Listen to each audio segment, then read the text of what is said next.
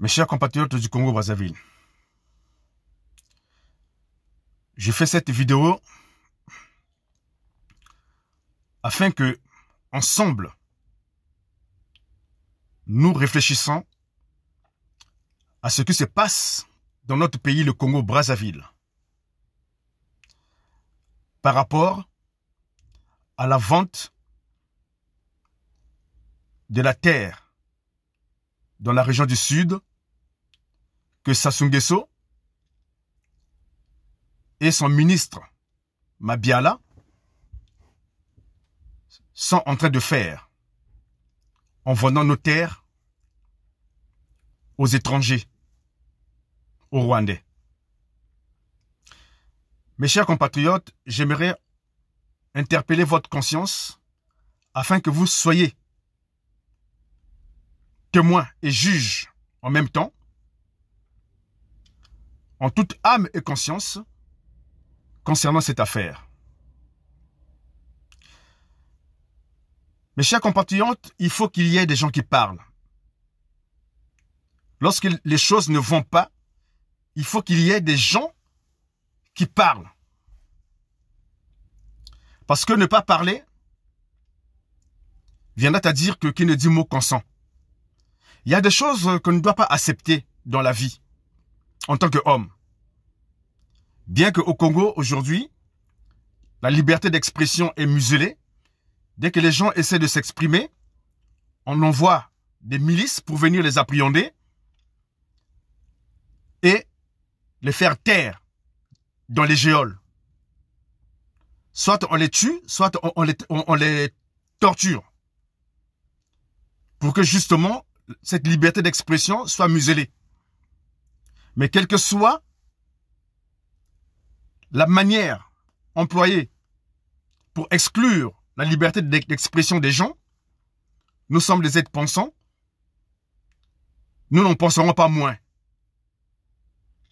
Donc c'est pour cela qu'aujourd'hui, moi, j'aimerais attirer votre attention à interpeller vos consciences afin d'en délibérer par rapport à cette situation de la vente des terres dans la région du Sud qui appartient au Bas-Congo. Mes chers compatriotes, on n'ignore pas qu'au Congo, nous avons des réalités selon nos patrimoines, régis par nos coutumes, nos us et coutumes et nos traditions qui appartiennent à nos ethnies. Et c'est ça qui nous régisse au Congo. Nous savons que ce soit les Bateke, les Bagangulu, les Bangongolo, les Makwa, les Likwala, les Mboshi, etc., etc., chacun réside sur son territoire qui est son patrimoine, laissé par ses ancêtres. Dans la région du Sud, qui est une grande région, la plupart qui habitent cette région, comme vous le savez, ce sont les Bas-Congo. Les Bas-Congo sont issus du royaume Congo, dont la capitale était Mbanza-Congo. Après la dislocation de ce royaume, toutes ces ethnies, que ce soit les Babembe, les Bagangulu, les Vili, les Lari, les Congo, les Bapunu, les Dondo, les Bagangala, les Batsangi, les Bakuni, toutes ces ethnies, après la dislocation du royaume Congo, se sont réparties dans la région du Sud. Certains sont allés en RDC. Si bien que vous trouverez les mêmes connotations dialectiques de la langue Congo réparties sur ces territoires de la RDC. C'est le même peuple. Mes chers compatriotes, et nous savons que chaque ethnie a son territoire. Alors, de ce fait, je vous interpelle, mes chers compatriotes, sans contredit et sans parti pris. Pouvez-vous normal qu'un Vili aille dans le nord pour aller vendre, quel que soit son pouvoir, les terres qui appartiennent aux Makwa? Vous les Makwa, vous allez le laisser tranquille? Vendre ces terres-là aux étrangers? Vous trouvez normal qu'un Lari aille sur le territoire d'Mboshi pour aller vendre la terre appartenant au Mboshi? Vous allez le laisser tranquille? Est-ce que vous trouvez normal que Sassou Nguesso, qui est nordiste, aille vendre la terre appartenant au Bas-Congo aux étrangers? En l'occurrence au Rwanda, à la nation rwandaise. Mes chers compatriotes, nous n'ignorons pas qu'au Congo, il y a du tribalisme.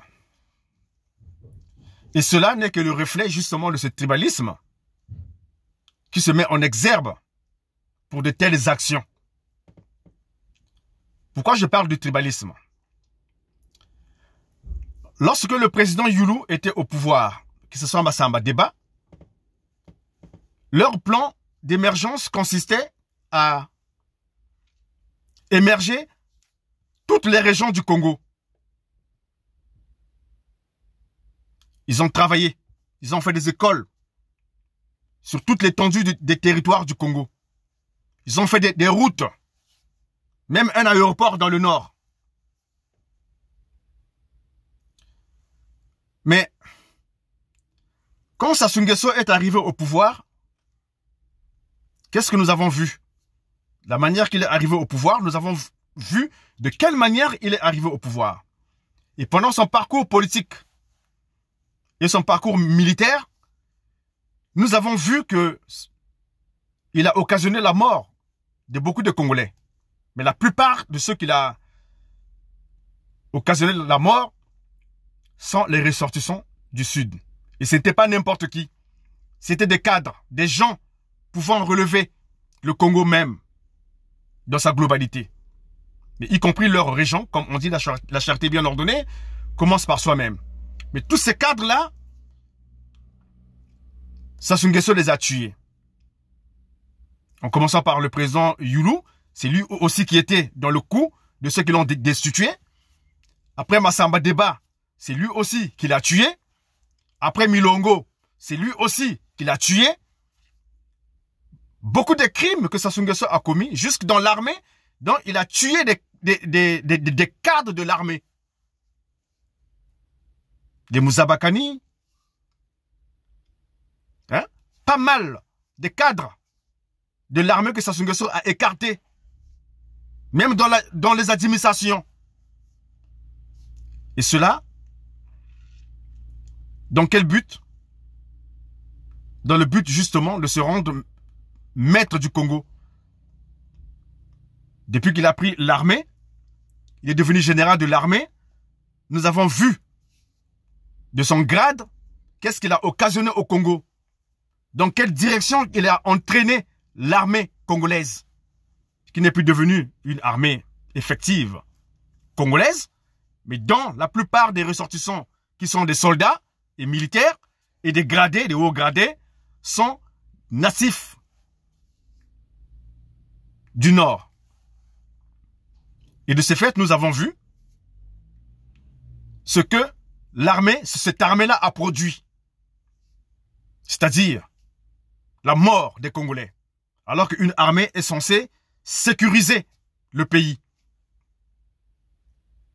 Une armée est censée garder les frontières contre les intrusions des autres nations contre notre pays. Mais cette armée congolaise, les armes qui ont été commandées à l'étranger, n'ont servi que à tuer même les natifs de ce pays.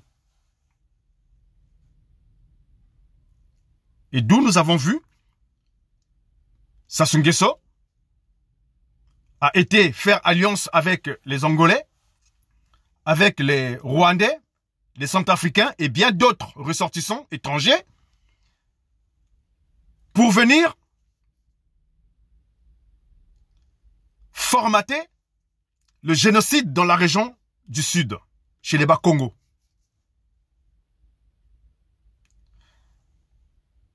Il a été faire alliance avec un ressortissant du Sud qui ne connaissait pas certainement les tenants et les aboutissants du but ultime qui allait au final aboutir à ce que nous vivons aujourd'hui. Et ce ressortissant, Ntumi, soi-disant, qui était un terroriste, alors que nous savons très bien, Ntumi n'a jamais été militaire, Ntumi n'a jamais commandé des armes à l'étranger, Ntumi n'a jamais été un chef de guerre militaire formé.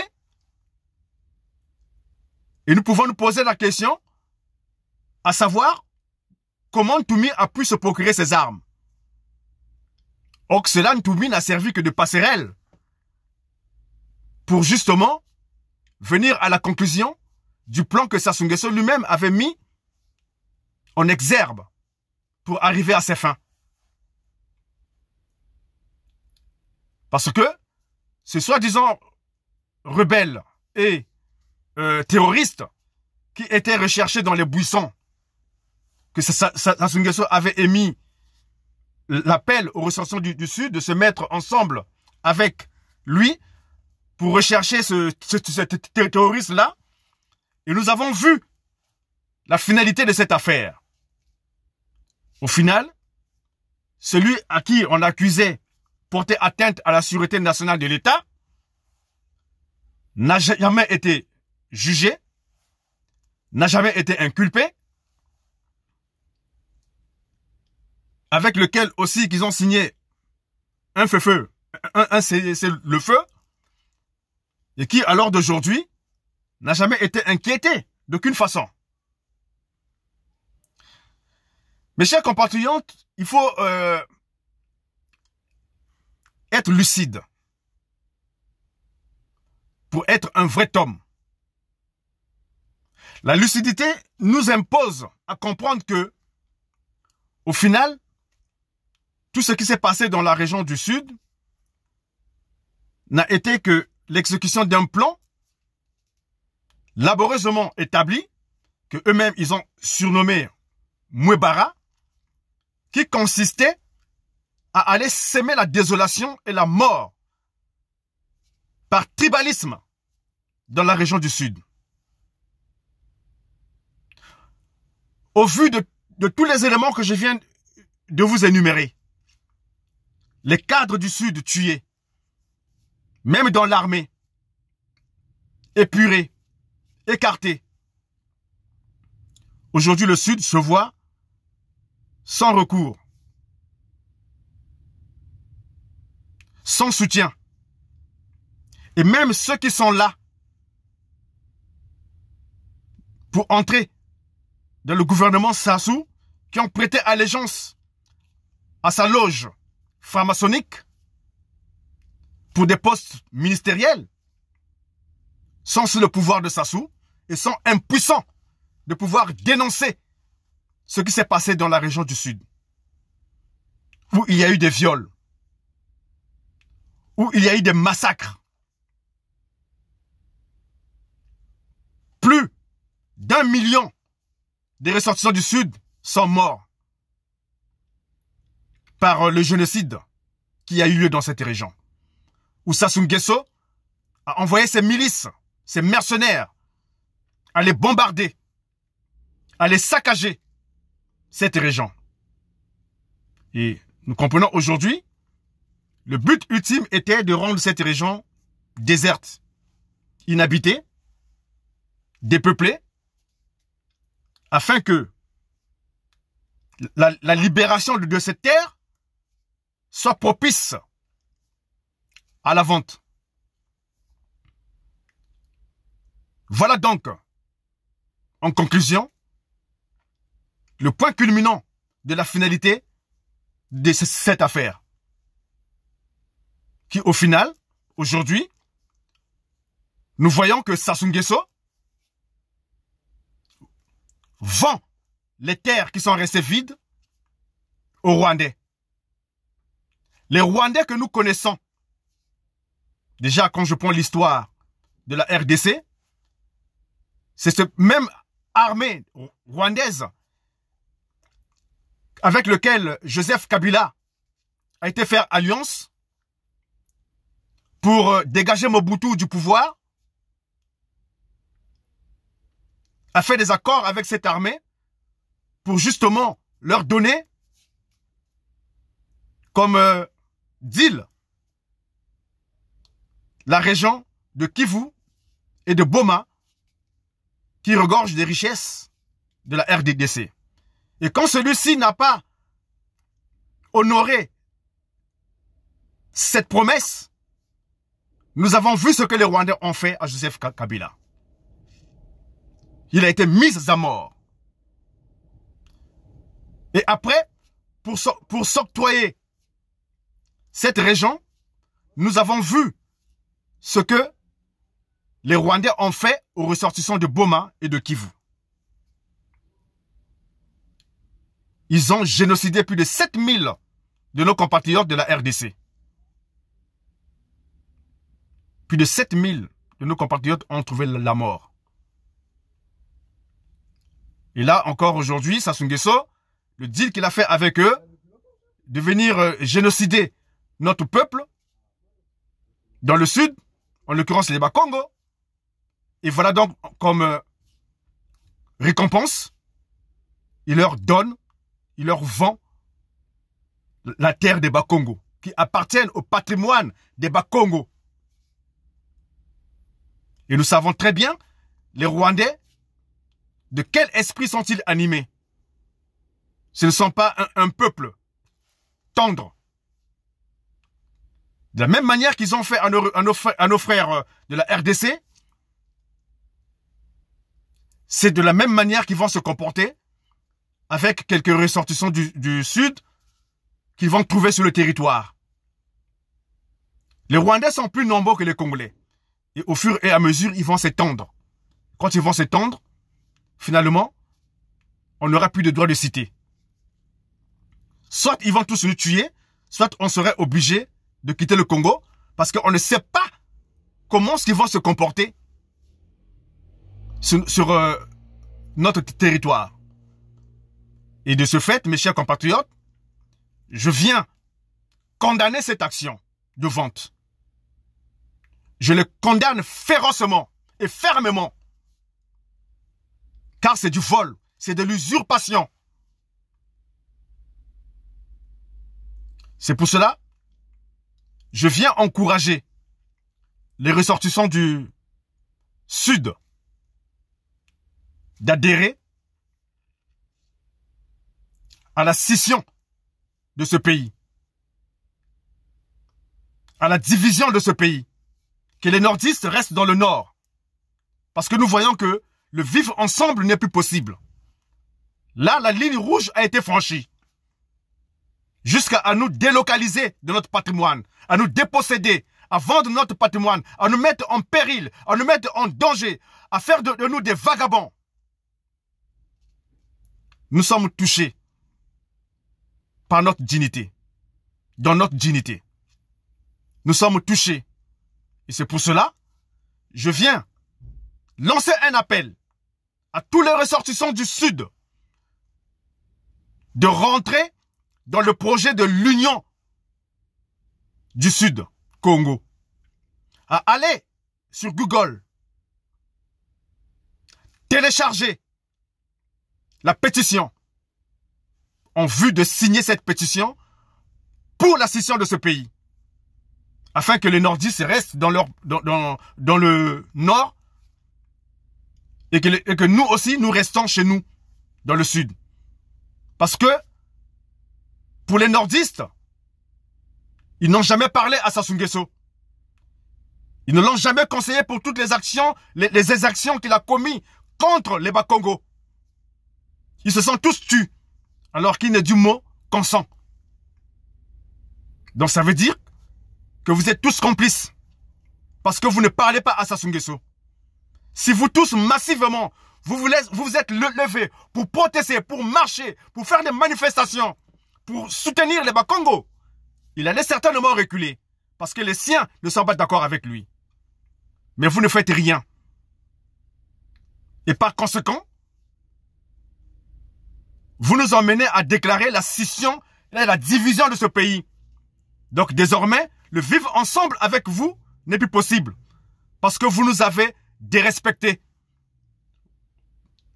Vous ne nous avez pas considérés comme vos frères et sœurs. Vous avez violé nos femmes. Vos jeunes gens de l'armée, issus des nordistes, ont violé nos femmes. Ils ont pillé nos maisons.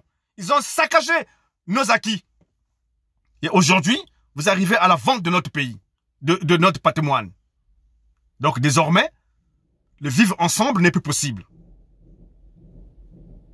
La ligne rouge a été franchie et c'est pour cela que nous déclarons la division de ce pays. Donc j'appelle à tous les Bakongo que je viens d'énumérer d'adhérer pour la signature de cette pétition que nos frères du Sud Congo ont mis en ligne. Signer cette pétition afin que nous ayons plus de 5000 voix pour que nous ayons notre propre pays pour lequel nous allons créer la République fédérale du Sud Congo où nous-mêmes nous allons nous prendre en main parce que si le Nord est en train de se développer aujourd'hui, ce n'est pas par la richesse du Nord, mais c'est par nos richesses, que ce soit le pétrole, que ce soit le bois qu'ils coupent à grande outrance, qu'ils vendent à l'étranger, dont les richesses ne nous profitent pas. Et que ces richesses ne servent que à l'émergence dans le Nord. Chez nous, dans le Sud, aucun travaux de réhabilitation n'a été entamé. Rien. Tout est resté fixé dans le temps colonial. Toutes les infrastructures que les Massamba Deba et Yulu ont construites se sont dégradées et n'ont jamais été réhabilitées. Que ce soit la voie ferrée, que ce soit les gares, sont restés figés dans le temps colonial. Alors qu'aujourd'hui, on est au XXIe siècle, il y a des constructions de grand standing que nous pouvons réhabiliter nos infrastructures. Mais dans le Sud, tout se dégrade. Et cela a montré clairement la volonté de Sassou Nguesso de piller nos richesses et de desservir nos régions pour aller servir que la région du Nord.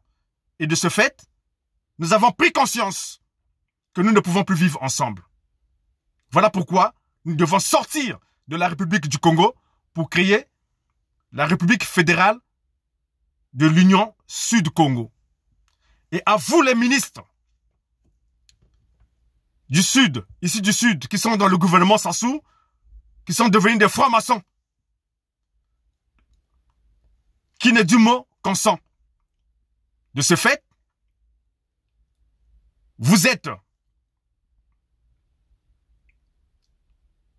désormais des personnes qui ont trahi.